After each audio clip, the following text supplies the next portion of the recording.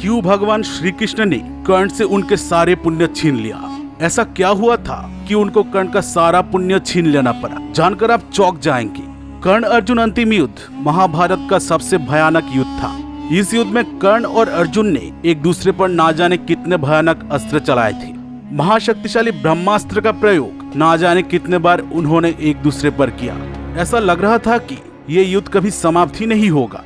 तभी कर्ण के ऊपर श्राप का असर होने लगा। गुरु परशुराम के दिए हुए विद्या को वो भूलने लगे। उनके रथ का पहिया भूमि में धंस गया। ऐसी स्थिति में अर्जुन ने अंजलिक बाण से कर्ण को धराशायी कर दिया। तब भगवान श्री कृष्ण कर्ण के पास गए और उन्होंने कर्ण का सारा पुण्य छीन लिया। आखिर क्यों भगवान श्री कृष्ण ने कर्ण का सारा पुण्य छीन लिया था, वो आज के इस वीडियो में जानेंगे। लेकिन वीडियो में आगे बढ़ने से पहले इस चैनल को सब्सक्राइब जरूर करें और बेल आइकन दबाना मत भूलें। अर्जुन के अंजलिक बाण से कर्ण घायल तो हो चुके थे, लेकिन किसी भी अस्त्र से अर्जुन कर्ण का वध नहीं कर पा रहे थे।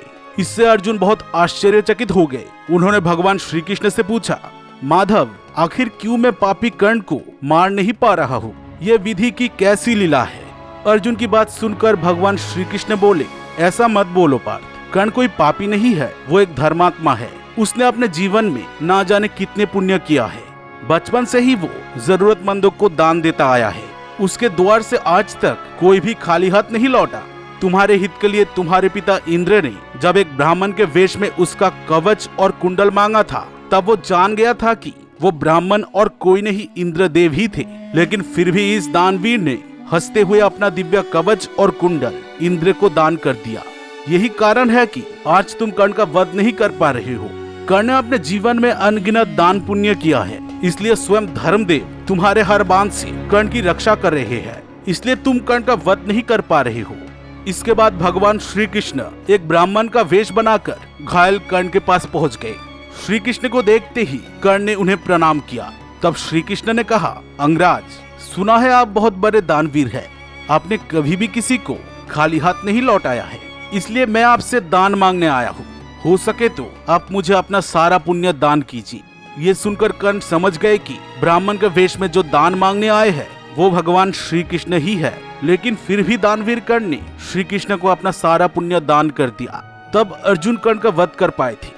लेकिन मरने से पहले कर्ण ने भगवान श्री कृष्ण से 3 वरदान मांगा। पहले वरदान में कर्ण ने मांगा कि जाति के कारण जिनके साथ भेदभाव किया जाता है वो उनके साथ ना किया जाए। सूत पुत्र होने के कारण कर्ण को जो अपमान सहना पड़ा था वो और किसी को न सहना पड़े। दूसरे वरदान में कर्ण ने मांगा कि अगले जन्म में वो श्री कृष्ण के राज्य में ही जन्म ले। तीसरे वरदान में कर्ण ने मांगा कि उनका अंतिम संस्कार ऐसे जगह पर हो जहाँ कोई पाप नहीं हुआ हो। कर्ण के मृत्यु के बाद दुर्योधन कर्ण का अंतिम संस्कार करना चाहता था, लेकिन ना दुर्योधन और ना ही पांडव कर्ण का अंतिम संस्कार कर पाए, क्योंकि कर्ण की इच्छा अनुसार श्री कृष्ण ने ही कर्ण का अंतिम संस्कार किया था। इस धरती पर ऐसा कोई स्थान नहीं था जहाँ कोई पाप न हुआ हो। इसलिए भगवान श्री कृष्ण ने कर्ण का अंतिम संस्कार अपने हथेली पर किया था। श्री कृष्ण ने जिस जगह पर कर्ण का अंतिम संस्कार किया था वो अब कर्णप्रयाग के नाम से जाना जाता है। यह कर्ण और श्री कृष्ण के एक मंदिर है। इस मंदिर में कर्ण और भगवान कृष्ण की मूर्ति स्थापित है। यहाँ पर आज भी दानवीर कर्ण और भगवान श्री कृष्ण की पूजा होती है। लोक कथा के अनुसार यहाँ पर कर्ण ने सूर्यदेव का तप करके उन्हें संतुष्ट किया था। प्रसन्न होकर सूर्यदेव ने कर्ण को अभेद्य कवच और कुंडल दिया था। सूर्यदेव ने कर्ण को वरदान दिया था कि कोई भी योद्धा उनसे श्रेष्ठ नहीं कहलाएगा, वो योद्धाओं में सर्वश्रेष्ठ कहलाएंगे। दोस्तों, आपको क्या लगता है, क्या कर्ण से श्रेष्ठ कोई योद्धा महाभारत में था?